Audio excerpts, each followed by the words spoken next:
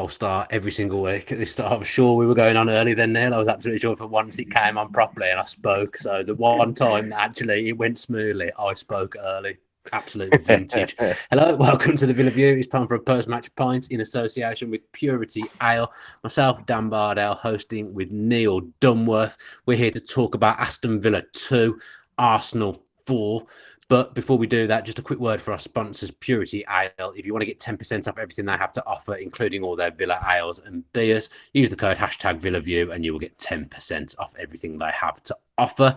Neil, it's Sunday night now, so we have had a bit of time to kind of take in what happened at Villa Park yesterday. Maybe certain people have had time to calm down. Maybe certain people, myself, have had time to look at things a bit more analytically and look at what people and what the manager was saying and things like that. How are you feeling now? I still feel the same way that I felt at full time. Like it was a game that I never went in, that I never thought we would go in and dominate possession in. I thought that we were going to have to be resolute, catch Arsenal on the break. I thought that I did think that the 2 goals would have gotten us something from the game, and bar last 5 minutes, I think I was right on that. I thought 2 goals would have gotten us something from the game. But like the game didn't go any different to how I would have expected it. We're not a team that can dominate possession against a team like Arsenal or Man City or Liverpool. But I still expected more in certain instances from players, and that's okay. And like 2 things can be true at the same time. And I spent a lot of my post-match podcast, because when I go on the post-match podcast, I have no preconceived notion of what I'm going to say. I have no preconceived kind of almost feeling anymore of what I want to say. I want to try and talk things through, and I spend my time criticizing myself and contradicting myself throughout the whole post-match. And what I was very, very kind of steadfast was, after I listened back to it yesterday, was, because sometimes I don't even know what I'm saying, is that, you know, 2 things can be true at the same time. Yes, we were shocking at defending for some portions of that game. When the chips were on the table, we didn't show up in defending. Yes, Martinez was wasting time an awful lot, but also I think we were very unlucky not to get a draw out of that game yesterday. And I think 2 things can be true with regards to that, because look, that goal only happens in FIFA. You know, I remember playing. Was it FIFA? It's happened to me recently on FIFA, I will say. It's happened very recently. Yeah, and that's the only time I've ever seen something like that happen. And it was one of those question of sport goals where it comes off the crossbar, hits off Emiliano Martinez and goes in. And like as I said in the podcast, and it's something that I'm not going to fall into the trap of myself. And I'm not preaching to anybody. I'm not trying to tell anybody how to be a fan. This is just me talking about my own opinion.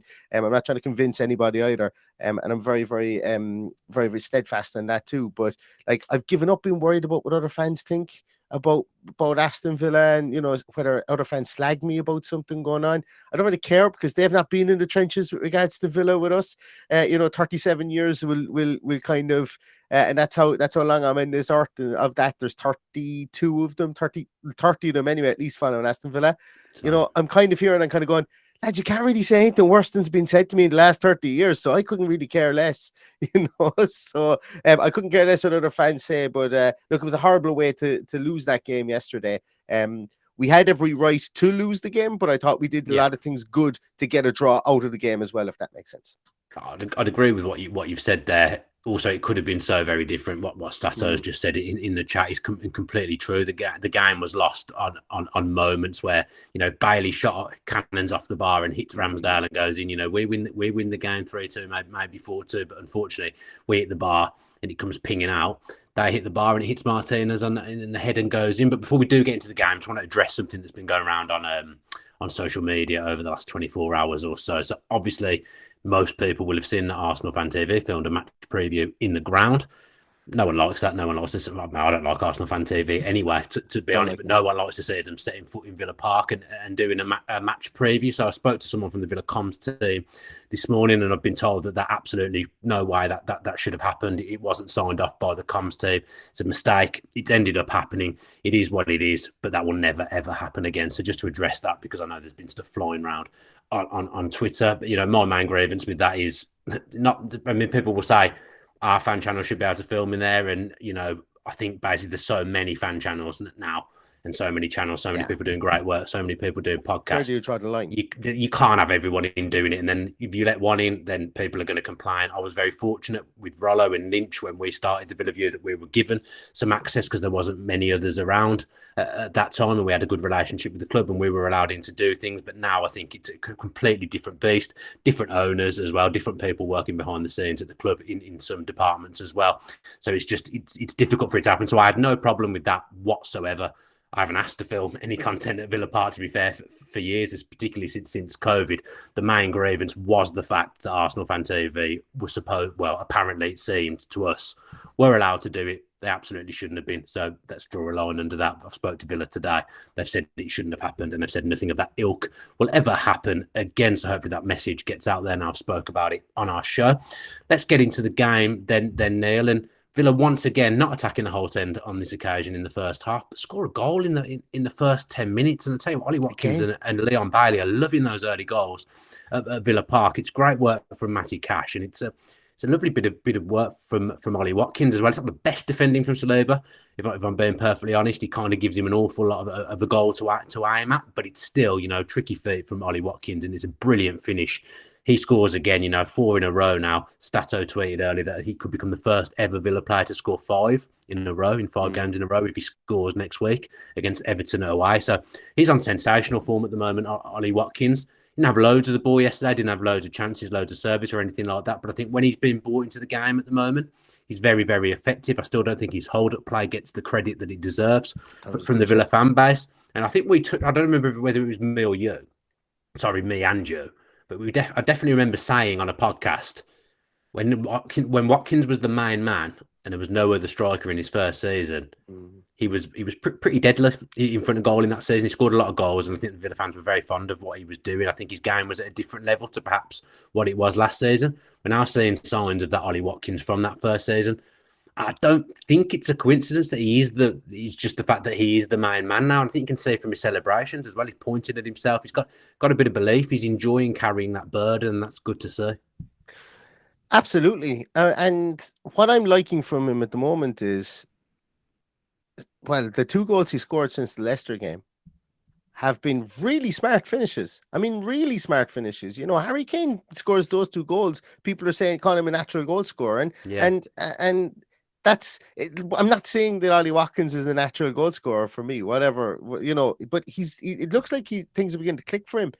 I said before the game that the down Arsenal's right with Saka and Ben White being there, that was an area you could get at. Ben White was amazing yesterday. I thought Ben White was brilliant yesterday. Dug out some really good. He had a good game against us last season as well. Oh, that guy's ability to be able to just put him anywhere in the back 4 or even the 6th position or whatever, and he just seems to show up. He seems to show up more often than he doesn't. Like some of those crosses that he dug out from the end line, the one for Nketiah's header was really good. But never hides. Doesn't. No, sure he doesn't. But saying that, Villa did target that position. They targeted him with diagonal balls because they knew that Saka wasn't going to get back quickly enough. He could. He has the ability to do that, but he's been told to essentially be up there to stretch the play. So, and both of our goals came from being down that wing. Nice, quick, crisp passing for the second one. This one was a crossfield ball from Matty Cash. Beautiful crossfield ball as well. It doesn't get as much credit as it should. And I know Matty Cash gave away the ball a good bit yesterday. Possession-wise. He wasn't alone. He wasn't alone. No, you're dead right. But that was a beautiful ball. Watkins takes a lovely touch on it and finishes it beautifully across Aaron Ramsdale. That's that. Like what we're seeing from Ollie Watkins at the moment is evolution. But you know what? We needed it, because if we weren't seeing this, things would be a hell of a lot worse. So fair play to Unai Emery. He's and there's a comment I see there as well, and we'll probably get onto it in a moment. Unai Emery has gotten through to some people in this team, and you're beginning to see that now. And then there's other people he doesn't seem to be getting through to as quickly.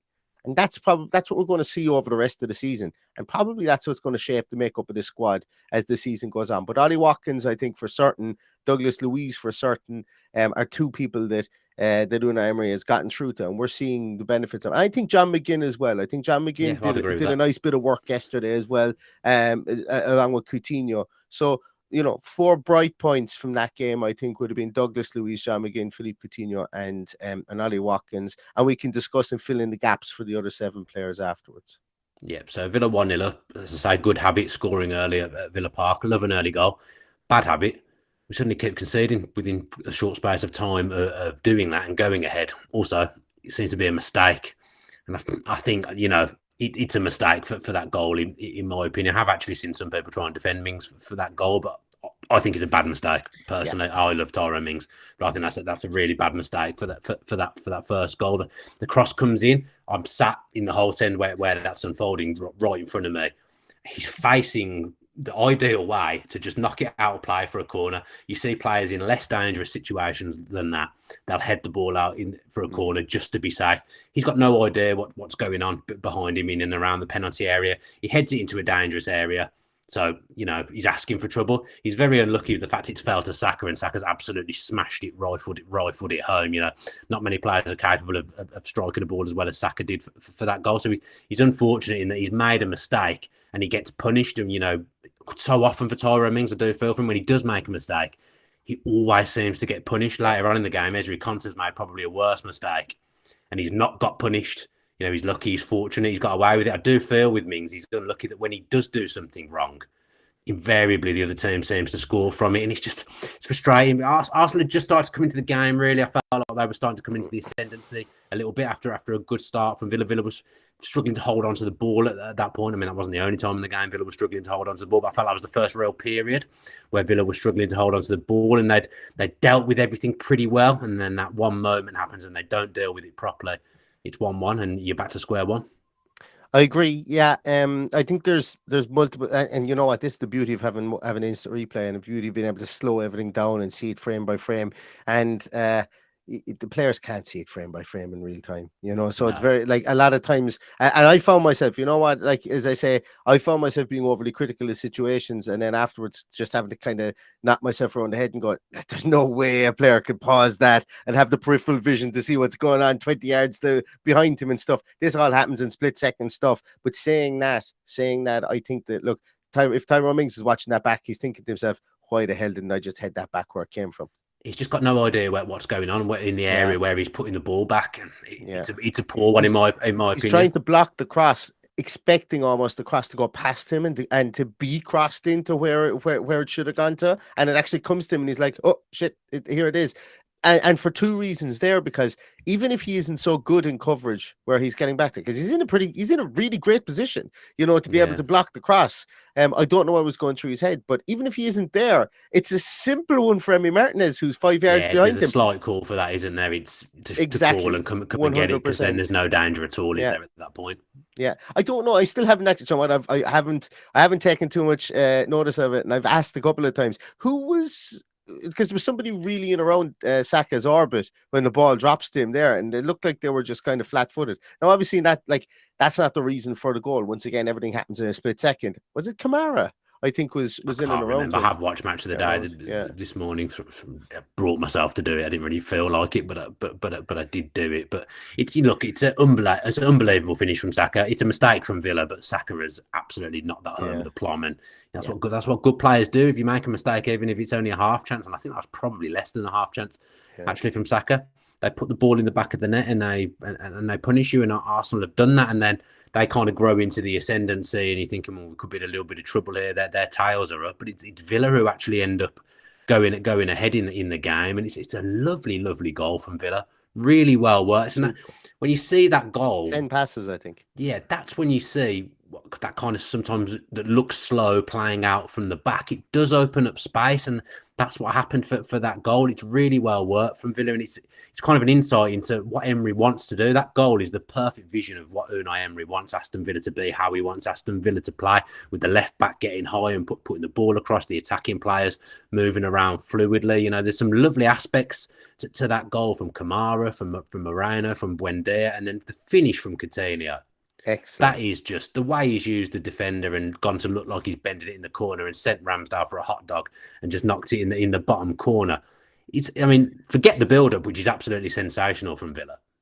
The finish is that is magic, and that's why you want a player. That's why you have a player like Philippe Coutinho, because not many players can do that. Like you said, those split seconds.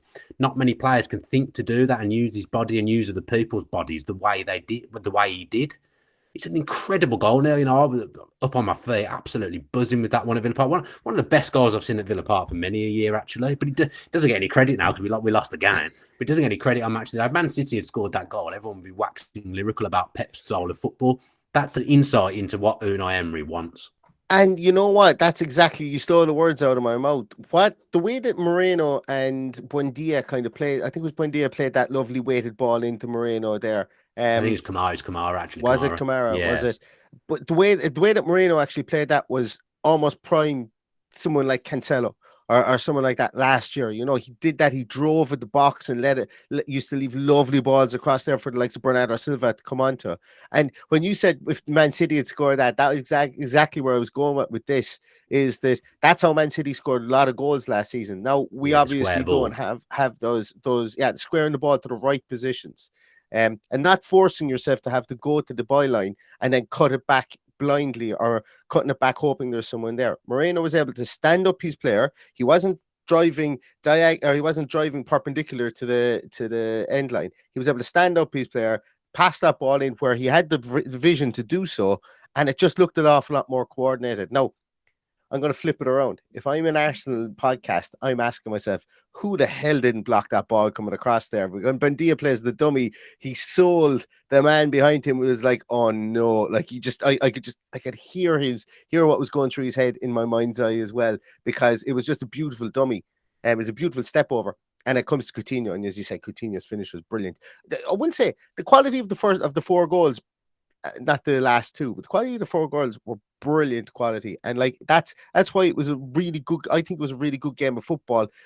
Albeit I'm absolutely spitting feathers that we didn't get something out of it. There are still positives to be objective about this game, and I'm glad that we're discussing them here as well, because the two goals were really good goals, really well taken. I mean, if you were an Arsenal podcast, you'd still be stood outside Villa Park moaning about winning, behaving like an absolute child. But luckily, you're not. You're on a Villa podcast. So 2-1, half time, feeling good. Good performance from Villa. They rightly get a big cheer walking off the pitch. I go down to the toilet, have my normal wee like I do at half time, feeling good. Saw a few pals. Excellent stuff. Come out for the second half, and not a lot wrong really with how Villa started. Really, you'd expect Arsenal to come out and play, and they did. I think Arsenal probably had a little bit of a rocket from Mikel Arteta at half time, but then we conceded a goal. Very probably not quite as bad. It felt very similar to the Stevenage FA Cup goal now, and these are the things that I feel Villa. Sometimes they're not quick learners. Something has to happen to us 2 or 3 times for it to not happen again. You just thought, like, they may have learned from that Stevenage goal. I'm pretty sure one of the players may have referenced it after the game. I could got that wrong. I'm sure I think it might be Matty Cash. Was it Matty Cash? I listened to something. Ollie Watkins. It was Watkins, I think. Yeah, I was going to say, I felt like it was referenced after the game. You've got to learn from things, and albeit there's different players on the pitch that were on the pitch for that Stevenage game. The ball's made its way to Zinchenko. I don't think that was the first time that had happened in the game as well. I might be wrong, but I'm pretty sure that wasn't the first time the ball had made its way to Zinchenko from a short corner in the game. Zinchenko hasn't scored a goal since 2015, so of course he scores a goal against Aston Villa. You expect nothing less. I think Mings in his defence does try to get out to it and does throw himself at it, but it's Watkins that ends up kind of going through, which in some ways is unfortunate. But you want your players to be, you want them to be marking probably, but you also want them to be closing off angles. And where Zinchenko's shot, that's probably the only place he can put it where he scores. So you want your players to kind of shift, and Villa don't, and they concede, and it's 2-2 now. I agree. You said there where Zinchenko puts it is the only way they can score, the only place they can score, and that's why I don't think it was very like the Stevenage goal at all. Fair enough. The Stevenage goal was one man pressing. I think we had 3 men pressing at 3 different levels. Still wasn't fast enough for my liking. 100%. I still don't think it was fast enough. And I remember when the replay came from behind the goals, like we talk about Coutinho using the player to block the goalkeeper's view, or using them as a marker to be able to put it in the bottom corner. Zinchenko did that with I think it might have been Buendia. I can't remember who it was, or maybe McGinn who was running. So there was kind of 3 people running, I think, at a diagonal at 3 different levels, and he just basically puts it right in the corner. It was one of those ones, aim for the goalkeeper's water bottle in the side netting, and he just pinged it. Once again, you give him that 100 times, he does it twice. you know, and it just so happened that he did it against Aston Villa. Really good goal. We could have defended it better, but I don't think it was anywhere near the level of Stevenage. Stevenage was just like woefully bad. And the keeper Nobody should have knew what was saved the one happening. against Stevenage. I don't think Martinez had. I think Martinez actually did well to even get close to it. But there was, Looking at it back, he did well to get close to that. I mean, we'll come on to Emiliano Martinez yeah. like later on in the show. But you just want someone to shift across, someone to have the nous to realise that that's the only place the ball can go, end up in the back of the net, and No one on the post. Yeah, well, I think that's just standard, isn't it? There's a reason for that. It's just standard. But Arsenal fan here telling me Zinchenko was lucky to be on the pitch after half time because he gave the ball away too much in the first half. I mean, I'll be honest, in the first half, actually, I think both sides gave the ball away a fair amount. Villa and Arsenal. Arsenal uncharacteristically gave the ball away an awful lot in that first half. Villa, it's a bit more normal for us to be doing things like that. But generally, it was I'd say the quality in the first half, probably in the whole game, probably wasn't as good as the quality in the second half. It stayed 2-2, obviously. And that's why the first half I thought was it felt like a brilliant game of football. It felt like a proper Premier League game of football at times in the first half because there was mistakes and it wasn't as mechanical and it wasn't as much David versus Goliath like it turned out in the second half when we couldn't get anywhere near the possession that we needed. You know, there was times in the first half whereby we felt like we could land a glove and land a blow on Arsenal. In the second half, we were really looking for a counter attack, which didn't really materialize until we went until the last 10 maybe minutes or so of the game when Bailey had that chance, John Duran had that chance, and so on. And you know, it was that for me was difficult to kind of take. Yeah, I will say I felt a little bit the opposite of you being at the game. I felt the first half was two teams that were on not great runs, so two teams that were kind of needed a win because it had been three games at least for both teams where they hadn't won a game. So it felt scrappy from that point of view because I think both teams weren't operating at their absolute prime. Second half, I sat there with my dad and Lee, who sits next to me, and I said, "This, you know, we all know we went on to lose. But this is a proper football match. I've come to the football on Saturday." And I've been entertained. I've enjoyed the spectacle of a Premier League game at Villa Park. Of course, I want to win, but I've enjoyed the game. And I think it was a really exciting game. I sat there in August, September, watching Villa lose to West Ham 1-0. I'm pretty confident West Ham won't have won an away game since then. Absolute dross. Nothing to get excited about at all. I watched us beat Southampton in September. I think it was my birthday. We won 1-0. Still absolute dross. Nothing to get excited about. Real terrible performance against a terrible side. But we scored off a set piece, I think it was, and we managed to win 1-0. So I was going to Villa Park at the start of the season with Villa having no identity. I had no clue what they were trying to do. The manager was driving me crazy. I just couldn't see which direction Villa are going in. Now, Villa have now not won for 3 games. But generally, I mean, to be fair, Emery wasn't happy at the end of the game, in fairness. But, you know, I've watched Villa play, and there's some form of identity there that makes me think. And I know we were all saying this this time last year, or so. No, I certainly was. I was putting a lot on pre-season. You give this manager a pre-season, and I don't think any Villa fans having a go at the manager at the moment at all. No. If you give this guy pre-season, from what I've seen of his tenure at the club so far, there is tangible improvements to what I was sitting and watching at Villa Park in August, September. So, you know, I was sat there with my dad. I was just enjoying being at the football, enjoying being at Villa Park because it was a good game.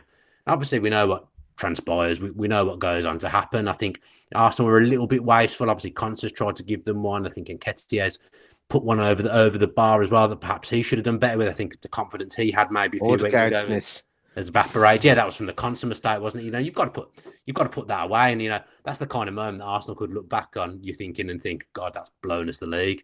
That miss, obviously, we know what happened. That isn't what transpires. But, you know, Villa, as much as I think Arsenal were the better team, and begrudgingly, I have to say, I think Arsenal probably shaded it. They probably deserve the win. And if you look at the stats, I think they back that up. But that doesn't mean that Villa didn't do anything good. And it doesn't mean that Villa weren't in the game. Villa were well in that game. If that Bailey one goes in, you know, we're looking at a completely different story. And it's, you know, Ramsdale's made a really, really good save there. It's cannoned off the bar and it's come out. Duran then had a run. I thought Emery used the subs in the main pretty well in the second half. Yes, I think Ramsey didn't do very much, but, you know, I think Duran and Bailey, they had an impact on the game when they came on and they had chances. Bailey's still frustrating as anything, but, you know, that he had a couple of really nice takedowns of the ball, you know, that look difficult. He does the difficult stuff, makes that look so easy, and then sometimes the easy stuff he just can't do. He's hit the bar. Duran's curled one at the keeper. Ramsdale's made a comfortable save, really. It gets to stoppage time, and Villa are in a decent place. Although I will say myself, when I saw 6 minutes go up, I just thought we're going to concede here. I've seen it too many times. I just feel we're going to concede. But the way we did concede, it was just really unfortunate. And then you've got the added thing when you go in and you look at it afterwards in the game, where actually potentially is an offside in there. Now, I still don't think I still think exactly the same thing happens if those players are there. If they're not there, I think it hits the bar. If everything rolls the same, I think it hits Martinez on the head and goes in again. I don't think his view was particularly impeded, but I'm telling you now, if Arsenal had conceded that goal, Arteta is making a fuss. The Arsenal fans would make a fuss after the game, rightly so. Villa have got to be a bit more streetwise for me. I don't know whether anyone in the dugout was doing anything around saying, are they going to look at that? I know they have screens, but no one complains about it, which means it's never going to get looked at. Well, you should get looked at still, but you've got to force the issue sometimes. If you're a team of absolute winners, you make sure that gets looked at as a club. And Villa didn't. I didn't really get the impression Villa did that from what I saw. I could be completely wrong. There's got to be some form of appeal there, but there isn't.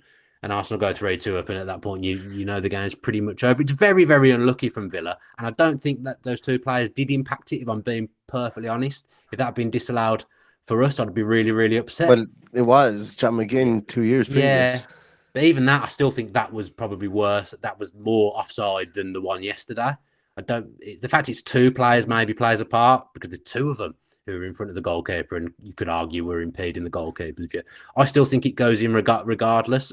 But you got to try and do what you can to keep the points. And Villa, I don't feel Villa did that. And sometimes, again, it comes down to nastiness and being streetwise. And maybe Villa were a bit guilty of not doing that yesterday. I don't know. I agree. I think that's something that, yeah, I think that's something the club needs to be a bit more savvy with. I think that there is an awful lot to be said for putting pressure on officials in the right way, in the right manner. I'm not saying do a Man United. That is debatable, isn't it? It's one to debate, I would say. The one time we did it this season was against Southampton, where everybody surrounded the referee. The referee wasn't having a look at whether there was a reason to disallow the goal. And then all of a sudden he did take a look at it. It turns out that there was a reason, because there was a pusher, there was a stamp down the back of the heel of Jacob Ramsey, and the goal was disallowed. Now, Aston Villa got pilloried from pillar to post about that, about surrounding the referee. Like, Southampton fans were not happy with it. There was other fan groups. And as I say, I couldn't care less what other fan groups say. I'm just saying that, when a team like Aston Villa does it, it's almost so out of character. Most good teams do it. And that's the thing. Nobody anymore really bats an eyelid at Man United doing it. But it was like, oh my God, Villa are doing it. Oh, whoa, what's happening here? This is a disgrace. They never do this. And then you're kind of going, yeah, well, deal with it. Deal with it. If there was something that the team was aggrieved about, there should be an avenue for them to be able to talk about it. At least get it reviewed. If there was nothing in it, there was nothing in it. Players would be fine. Players wouldn't turn around and tell the referee he's everything under the sun. Not that they should do that anyway. But the rules have so much evolution. Like, they're talking about the referees wearing GoPros now. Wearing body cam footage. Like, who cares about that? I mean, there's so many cameras anyway. Something happens, you know what's happened anyway. And that's for okay, so right, I'm the referee. I'm Simon Hooper yesterday. I've got a camera on my chest. I've got bodies in front of me. I can't see anything. What is it to do? Is it to just it's for the TV? Probably to stop people. It's probably to stop players back chatting and abusing the officials, I would say, because then it would clearly be on camera. The audio would clearly be there. I would say that would be the reason. Easiest way to stop people back chatting is to allow a manager to have, okay, let's stop the game. Let's have a review here. You've got one challenge flag like they do in the NFL, and they go, and the players will say, right, I trust. They could go to their manager and say, hey, Unai, there's no way. That's definitely offside. I don't think the players realised, did they? He felt, I mean, if you're a player on a pitch, but yeah. Martinez maybe would be the only one who you would think would know. The fact he didn't complain tells me that he didn't really feel he was impeded. Oh, no. Because he is streetwise. He knows all the dark arts. He'd be one who, if he had anything that he was complaining about, if that got in his way in any small way, he would have been there complaining. So it can't done. But I'm just saying, the big team, I don't like to say big teams, I don't mean that. The team, the big six, they would be complaining there. Someone would have done it. Someone on the bench would have done it. Like, I just think you've got to be a little bit more streetwise sometimes, and we've missed out on potentially saving ourselves a point there because we haven't complained. But I'm telling you now, I don't like saying this, but I genuinely believe it to be true. I think 2 weeks running, Villa have been hard done by with decisions against teams that are gunning for the title in Man City and Arsenal. And I think there is an element of, oh, we better not upset Arteta, oh, we better not upset Pep. I do think that's there. It's probably natural in some respects, because the way the world is, the way football is, you turn these people into absolute megastars. People carry a certain weight, people carry a certain reputation because of the way football is covered. So it's always going to happen in some ways. And Arteta and Pep Guardiola this season, they're box office, aren't they? Because it's Arsenal and Man City that are going for the league title. But I think 2 weeks, sorcerer and apprentice as well, you know. Yeah, and I think 2 weeks running now, if those goals had happened, if the penalty and the goal had happened the reverse way around, and it was Villa benefiting from him, Villa wouldn't have benefited from them. That's honestly what I think. That's genuinely what I think. You disagree with that? No, I said I can't disagree with that. I can't disagree with that 100%. You know, because it's not victim syndrome that we have either. It's as I said, it's 30 years of watching Aston Villa. You know, it's the way things have been, you know, and it was funny, you know. I was talking to somebody yesterday, and it comes up every so often. It was an older Aston Villa fan, and they still lament what would have happened if we won the league in '92. You know, what kind of breaks would we be getting in 2023 now if we'd won the league in '92? It could have been so much different. And you know, it was mad. It was I was flicking through Twitter today, and I just saw the league table, and you know, Villa being second to Man United, and then obviously catapults Man United's fortunes for years and years and years and decades to come. But you know, you are right in what you say there, that like we do need to get I'm okay with I'm okay with what am I going to say here now without swearing? I don't think even you know. No, I do. I'm just trying not to swear. When we get good, I'm okay with people hating us. I don't want to be everybody's second favorite team anymore. I don't. Well, judging by we never have been. Dickhead TV yesterday, we're not. But yeah, I know what you're getting at. I listened to. I said to you, I listened to your podcast the other day with Martin O'Neill. I hadn't listened to it, so I listened to it when I was driving the other day because I had a long journey. And him talking about that decision against Manchester United in the 2010 League Cup final, he genuinely believed that the other way around, the Villa players getting sent off. That it's just, you know, and that's someone who's involved in football and had been involved in football properly, more so than me. You know, if he's saying that he genuinely believes that, I think it's out there. And I do think 2 weeks running Villa have been punished by things that wouldn't have been given the other way. That's completely how I see it. And I hate saying it. And like you say, I don't want to be. I'm not playing the victim or anything like that. But I genuinely believe that. So it's happened. I actually didn't think really it should be disallowed. But no, I don't. I'm sure it would have been the other way around. So that's not fair, is it? That's not a level playing field. Be careful, I'm not going to get them for slander or libel on this podcast. Allegedly. Sorry, make sure I chucked that word in there. You wouldn't know that I've done a journalism degree in course, would you? But yeah, so right, and then the fourth goal adds to the misery, doesn't it? The only talking point I think about the fourth goal, Dan, is that Emery came out afterwards and said, "I did not tell him go up." And I mean, I watched him run towards the whole end, and he didn't even look at the dugout once to say, "Is this okay?" Yeah, he just went, and then I didn't like it. No. I think this is based on opinion only, not facts, not anything I've heard of everyone. But I think there'll be a partner of ways in the summer anyway. And I think all these little things. You know, Martinez gave an interview in the last couple of weeks. There were some quotes. I don't know how legit those quotes were that I saw, if they've been verified anywhere. But you know, he didn't say anything that I wouldn't expect him to say. In all honesty, about wanting to play in the Champions League. I expect when you've won the World Cup with Lionel Messi, you would want to play in the Champions League, and if you get the chance to do it, I expect you would want to do it. However much you love Villa, however long's left on your contract, I suspect once you've experienced that, it's very difficult to not want to go and then play in the Champions League and try and win that. Again, this is based purely on my own opinion. I felt things were a little bit frosty with him and Emery anyway. I don't know whether anything happened at Arsenal, but you know, there was when Emery was asked about his World Cup antics, Emery didn't really answer that in the way I would expect your club manager to answer it. So I've just felt there's some tetchiness with the relationship ever since Emery arrived. Really, we know that he wouldn't have played much under Emery at Arsenal, and that in the post-match, Emery looked absolutely seething and made it very, very clear who the boss is, didn't he? Yeah, and I like that. Like it's the manager's job to be frustrated after games like that. I like the fact that he didn't come out and go, "Yeah, of course, it's on me." I'm delighted he didn't come out and say that for a lot of reasons because it would have sounded weird Well, it would have sounded like Steven Gerrard. That was what I was Yeah, getting at. yeah, I'm delighted that he came out and frustrated. And I'm delighted that it wasn't Steven Gerrard.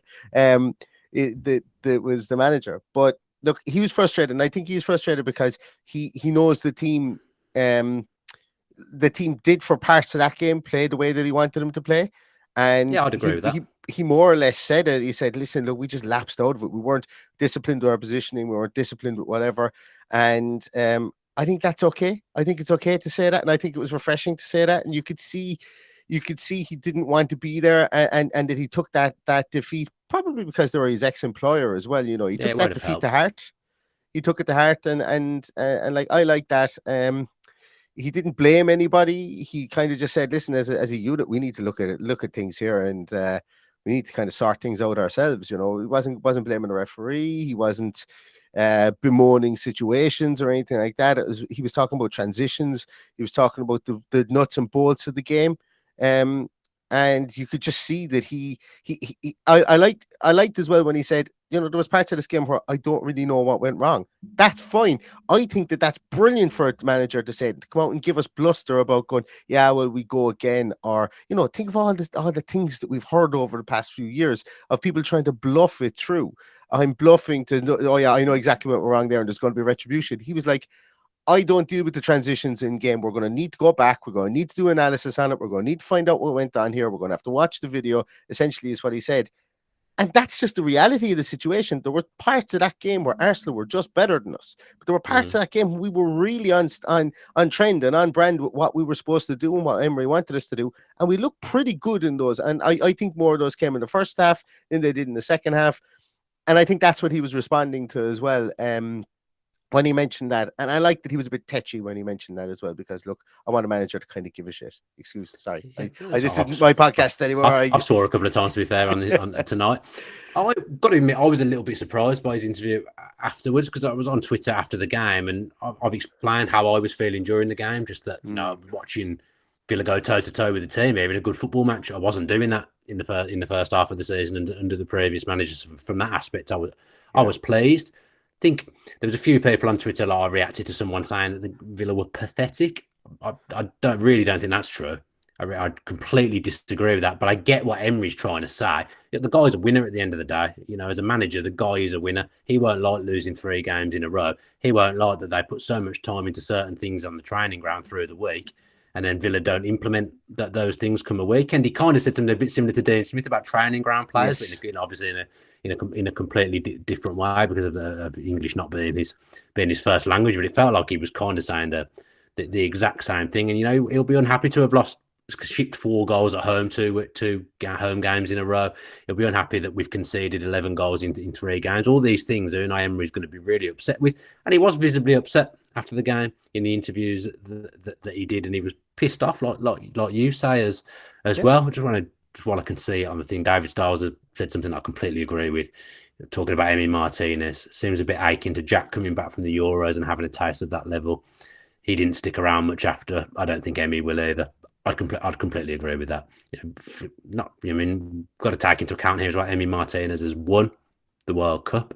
Maybe I'm protecting myself in some way here because Emmy Martinez is obviously factually, he's been voted the best goalkeeper of the World Cup, so he's one of the best people in his field.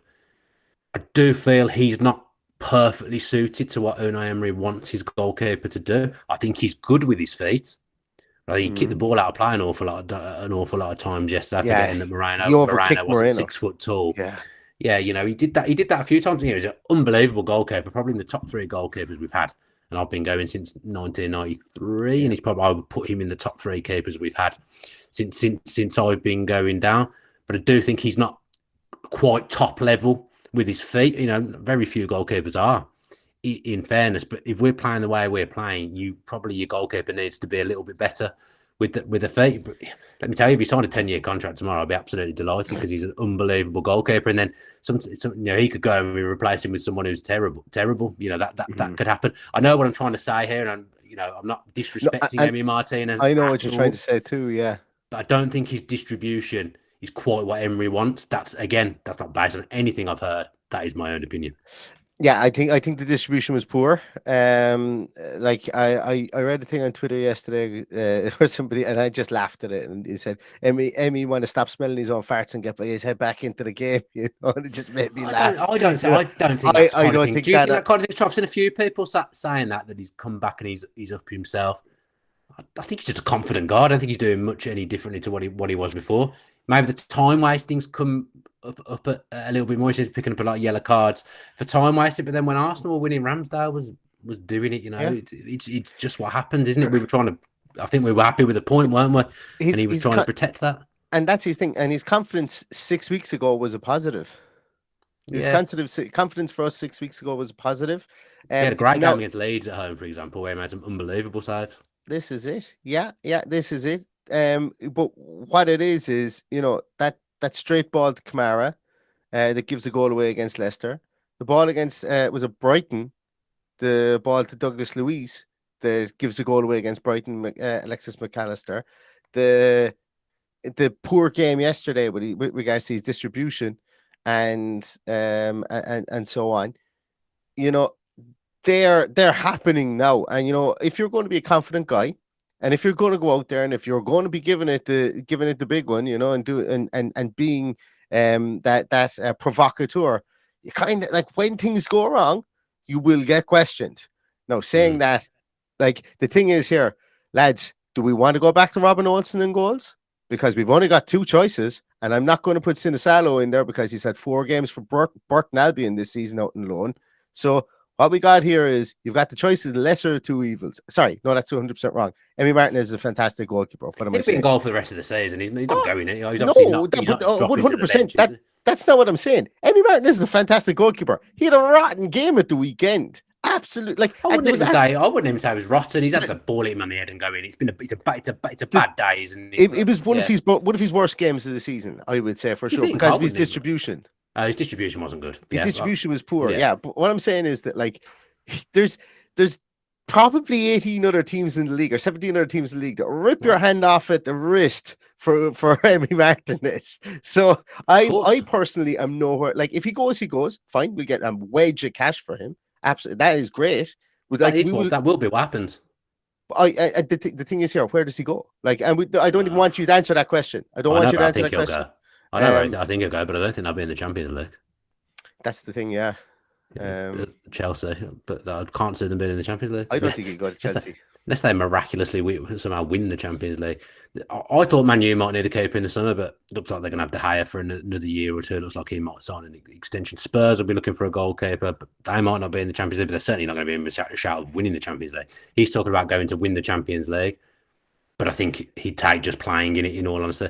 And at his age, in all fairness, I'm just being realistic. If he stays at Villa, he's going to have his career not being playing in the Champions League. We're not getting in the Champions League any time soon. We might win a cup. We might win something. Fingers crossed we do. I'd bloody love to win a cup. But realistically, he stays at Villa. He isn't playing in the Champions League. If he leaves, he probably is, and that's something he wants to tick off. But I'm just saying at the moment, the parting of ways in the summer feels completely inevitable to me. Maybe I'm numb to players leaving now. I think Jack leaving hurt a lot of Villa fans. Hurt me, despite what people might think about it. But it hurt, didn't it? So we're probably numb to it because I don't think anything's going to feel as bad as him going. But I just get the impression that it would be an amicable parting of ways because I think, maybe not from the fan base, but I think the manager and the player, it's just a gut feeling that there's something not right there. I think that there's tetchiness there, and you could see it written on Emery's face after the game yesterday. He's absolutely fuming. Even the fact he came back and he didn't go straight into the team, maybe the fact he stayed, I know Emery said it was okay, but maybe that he stayed in Argentina. I don't know. I just think something's not right there now. And yesterday would have done absolutely nothing to help it at all by going up and he didn't even look at the dugout. I watched. He didn't even look at the dugout. He just made his own decision. I'm going up for this corner. I want to be the hero against my old team. And it was very, very clear that Emery did not like that at all by what he said and the look on his face. So, yeah, We probably discussed all we can with Martinez there. That's just I how didn't I expect see to it. discuss that at all. No, I was like, I hope people don't just remember this podcast for that last 5 minutes of a discussion because that's what we're here to do at the end of the day. it's You're great. talking about Villa here to give your Makes opinion sense. on stuff. Aren't you? That's how I see it. I just think I feel like there was a real sliding doors moment yesterday when he made that decision to go up for the corner. I feel like it's like the final nail in the coffin for me. He's been such a good goalkeeper for Villa as well, but I just don't think he'll be here next season. That's my opinion. So yeah, just wanted to. We spoke about Watkins. I think he's a real positive at the moment. The manager's the right manager. He needs to be given all the time in the world. He is the right manager. If Villa don't get it right under Unai Emery, don't think we'll ever get it right. We may as well all pack up and go home. Just wanted to mention John McGinn because he is a player who's come under fire. I've given him criticism at times at the start of the season, but I think you saw yesterday. I did a tweet about him. To be fair, some people said to me that they didn't think he played well. I don't really know what you thought about his performance now. I don't think it's top class John McGinn by any stretch of the imagination. Top draw John McGinn. But I think it's a definite improvement under the John McGinn we were seeing under Steven Gerrard. I think he's perfect for that position that he's playing in, kind of wide right / centrally in the Emery system, because he's diligent defensively, which is what Emery wants. But he broke up the play yesterday from that side on the flanks and got himself forward, had a run as well, and bent a shot that would have been a hell of a goal. And it just felt like it just shows sometimes, as fans, as people that do podcasts, you can be laying into a player, but he was playing an absolute failing system under Steven Gerrard. You've put him into something new under Unai Emery, and most of Villa's wins have come with him in the team. Yep. But by the way, since Unai Emery came in, it was just a different John McGinn yesterday, and somewhere back to the John McGinn I remember falling in love with and remember loving in the Championship. I just thought he had a really effective game yesterday and was somewhere near the level that we wanted to be near. And that, like I said, that position is perfect for him. I thought himself and Coutinho got through unbelievable work off the ball yesterday. I thought that was one thing I noticed from him, and that's what you get from John McGinn. But we weren't actually getting that at times. The start of this hamstrung. Season. Yeah, exactly. And he was chasing his own shadow for times at the start of the season. I think that position suits him out there. Marshal the flank, come back and act in the six at the back if we need to. I thought he was okay. I thought he did well yesterday. He certainly was more involved in the game from me, and I thought he was more involved in and around the game than Jacob Ramsey has been the last couple of weeks. Now, look, this isn't me having a dig at Jacob Ramsey. It's just, I think that McGinn has been his energy around the field shows. He's more of a player that affects the game in both in defense and to a lesser degree, I suppose, in attack than Jacob Ramsey does. And essentially, what I'm trying to get at here is if it's a choice, if Emi Buendia has to start in the other wing, which I'm not sure he does have to start, but he's playing okay at the moment. But if Emi Buendia has to start, I think you have to marry the yin with the yang over on the other side with a John McGinn, and then have Jacob Ramsey come off the bench at the moment, because the work rate from the two of those guys, and I thought at times yesterday as well for Coutinho, and I think Coutinho ran himself into the ground, and that's why he came off at 60 minutes. I like that, and there wouldn't be many criticisms of John McGinn from me yesterday, whereas you go back 10-15 weeks ago, there would have been quite a lot more, because his game wasn't there. His passing was all off. He was trying to do completely different things than he was naturally able to do. And he just looked like he was his head was just bobbing above water. Whereas now he looks like he's very much entrenched in the system. He looks like he's a bit more sound in what he needs to do. I really feel Steven Gerrard completely threw John McGinn under a bus, even more so looking back. And I feel like he just chucked him the captain's armband and said to him, I want you to be what I was for Liverpool. And that was it. And he couldn't do it. I really feel that's the kind of thing that was said. He was thrown under the bus and hung out to dry with all that stuff as well. But yesterday as well, I don't know whether it came across watching from where you were watching, but he felt like a leader yesterday when I was watching him. He was geeing up the players around him. He was barking instructions. He was telling people where to be, and it was more of a captain's performance. Good. I don't know whether that came across on TV, but I was watching him closely from my seat in the whole end, and definitely in the second half. I was seeing more of that stuff. So at the moment, you pick an 11. I think John McGinn's in it, and I think Unai Emery will continue to pick him. And I think there'll be a rebuild in the summer, but I don't think John McGinn will be going anywhere. No, I don't. I think Emery's identified him as someone he can carry out what I ask him to do, and he can do it effectively. He might not be perfect every week. He might make mistakes, but he's going to be diligent and give me what I need, especially on the defensive side, the rough stuff of the game. So I think he deserves credit because he's come under huge fire in the past, in these, like you say, in the first 10, 15 games of the season. He was getting pelters. Before we go, can we have a game of Dan needs to guess a statistic? The name is still under construction, guys. Don't worry about it. The name is still under. We're open to suggestions. The name's not too catchy. No, it's not. And we definitely won't be doing a jingle for it. Who attempted the most tackles for Aston Villa yesterday? I mean, part of me wants to say John McGinn because I feel like it popped into your head whilst we were talking about John McGinn. Yeah, it wasn't John McGinn. Most tackles yesterday. That's a good question, that is now. I will say, was it No, he wasn't on the pitch the whole game. Moreno was second. With 6. I'm just going to throw a wild guess out there. Was it Ollie Watkins? No. It was Philippe Coutinho. At 7. Yeah, he put himself about, Coutinho. It's not his game, but he put himself about, and his goal was lovely.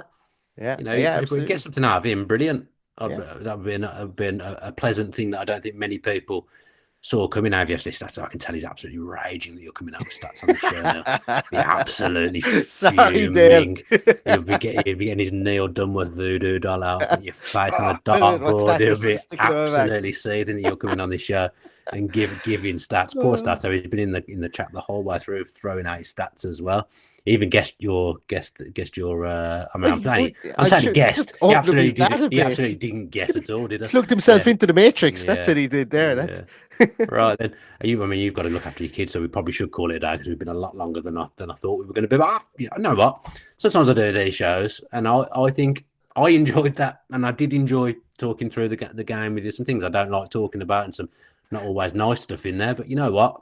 I enjoyed that podcast. I felt that was an effective podcast. Now that's what I'm going to say. So well done to you. Hopefully the people that that's more important than what I thought of it. But yeah, hopefully the people watching and listening enjoyed it. We'll be back with 1874 with Greg and myself tomorrow, and then all the other usual shows in the lead up to the game next week as well. Make sure you're liking this video. Make sure you subscribe with your post notifications onto the Villa View as well, because I don't think our subs numbers have grown for about 3 years. So yeah, if you could subscribe to the channel if you're not subscribed, that would be really helpful. Thanks to everyone, as I say, for tuning in. I do see some of the comments coming in whilst we're talking and try and integrate them as best I can. But to be fair, I felt like I had a lot to say after yesterday, and this one, so I probably didn't do it as much as usual, but hopefully you enjoyed it. Anyway, we'll be back tomorrow. As I said, have a good rest of your weekend and up the Villa.